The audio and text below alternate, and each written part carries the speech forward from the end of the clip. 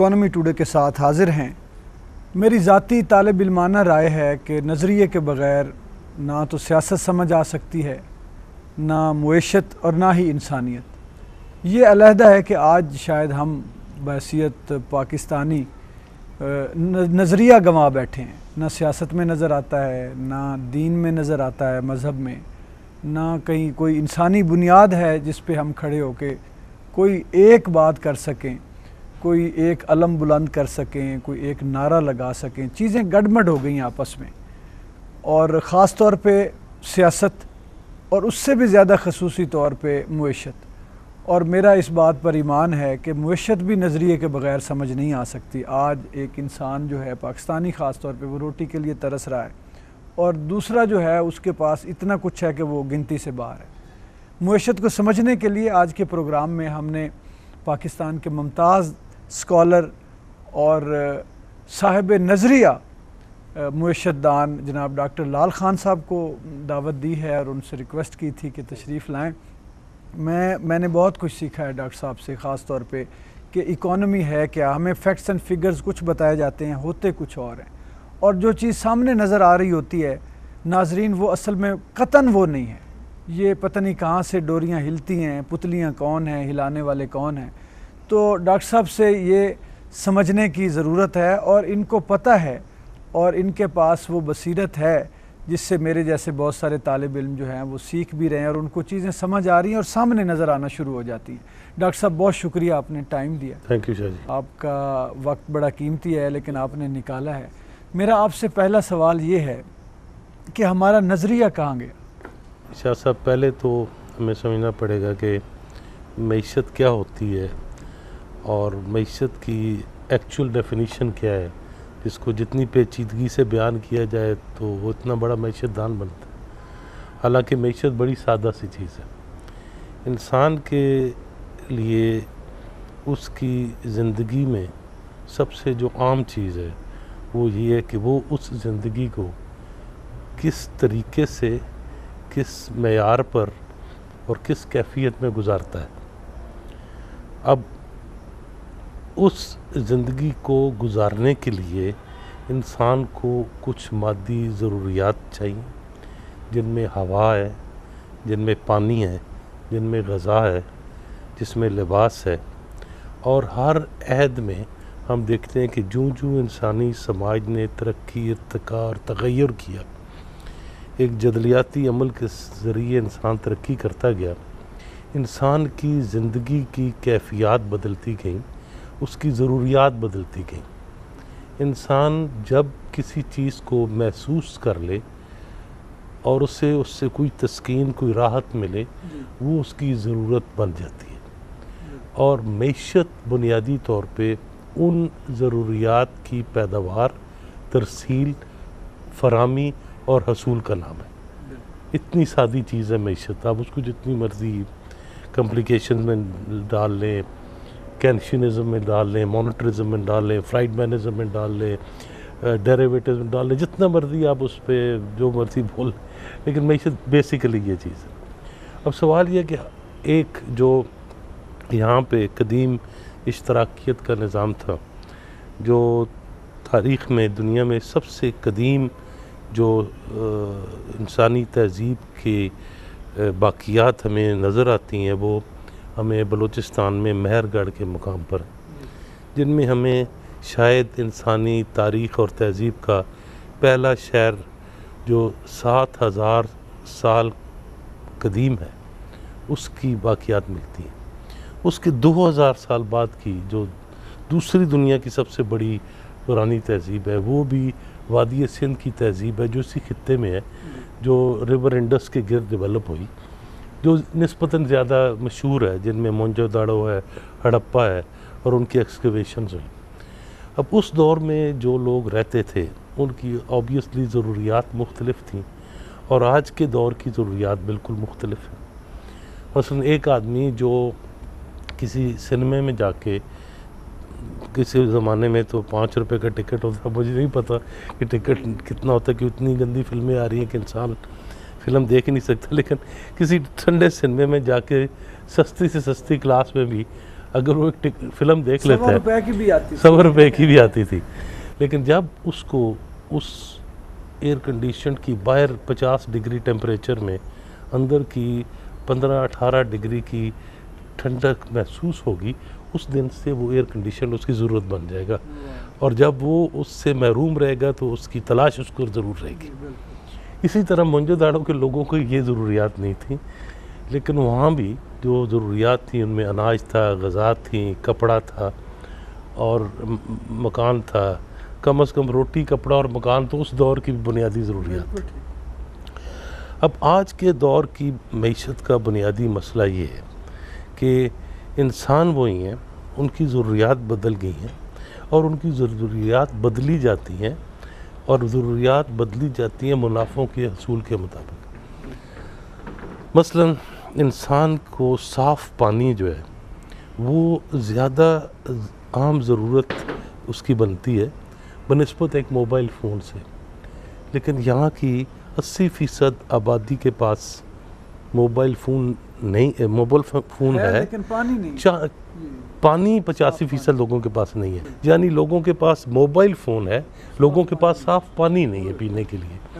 ये एक तज़ाद है जो उस सिस्टम का है जिस सिस्टम को मईशत कहा जाता है, जो सरमायादाराना निज़ाम मईशत है। मैं सिर्फ आपकी बात एक आगे बढ़ाने के लिए कर रहा हूँ कि एक पहली दफ़ा जब मैंने सुना ना जी कि पानी बिकता है तो मुझे यकीन नहीं आया कि पानी कैसे बिक सकता है, और अब मेरे ख्याल में कि लोग ख़रीदने पे मजबूर हैं। सही, और जो बिक रहा है वो भी 2 नंबर है। लेकिन सवाल ये कि पहले तो ये ज़रूरियात बनाते हैं, उनकी एडवर्टाइजमेंट करते हैं, उसके लिए लोगों में एक ललचाहट पैदा करते हैं, लोगों में उसकी एक ज़रूरत का एहसास पैदा करते हैं, डिज़ायर और जिसको मार्केटिंग कहा जाता है। ये फ़न है मार्केटिंग का। डिज़ायर को वांट में बदल, बिल्कुल। वो फिर जब डिज़ायर्स और वांट्स की एक्युमुलेशन होती है उस पे फिर वो मार्केटिंग करते हैं। अब साफ़ पानी का जो आप नलका देंगे उसमें इतना मुनाफा हासिल नहीं होता जितना एक मोबाइल सेट बेचने में होता है। इसलिए आप यहाँ साफ़ पानी नहीं है, टैप वाटर नहीं है लोगों के पास, पाइप्ड वाटर नहीं है, लेकिन मोबाइल फ़ोन इसलिए है कि उसमें बहुत ज़्यादा प्रॉफिटेबिलिटी है।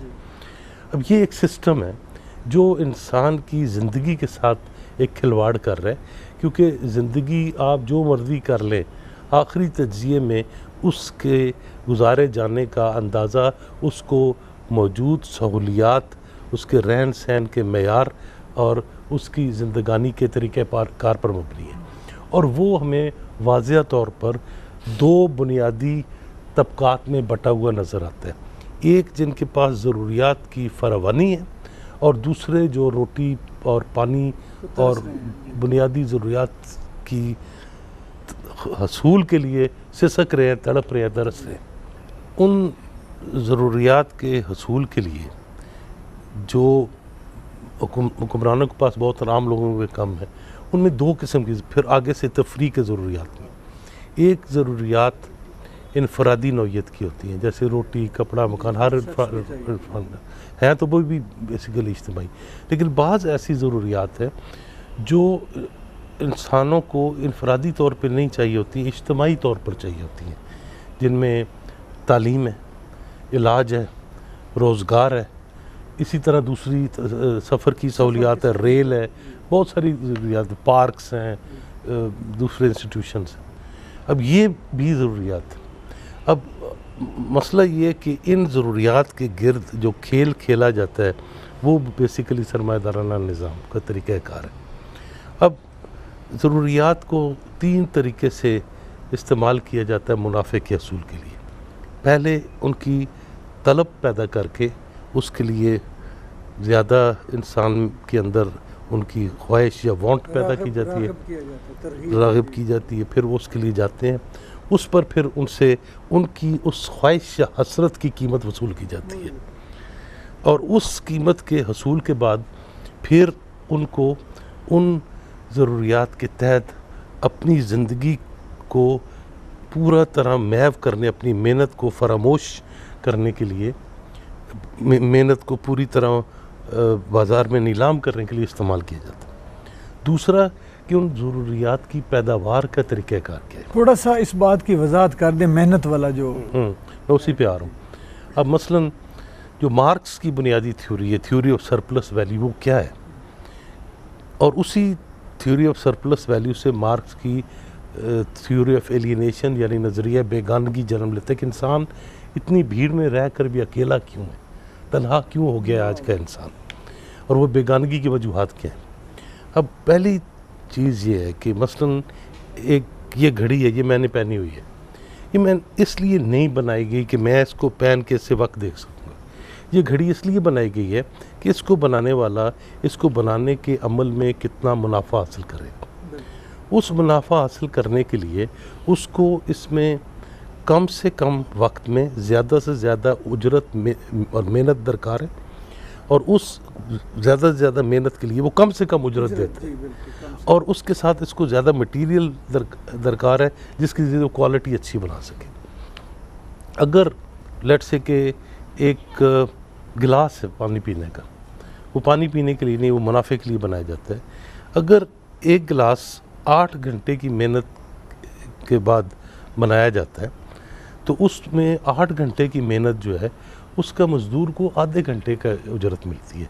बाकी 7.5 घंटे की जो उससे हासिल करदा रकम है या मुनाफा है या दौलत है, वो सरमायादार या हुक्मरान के पास जाती है।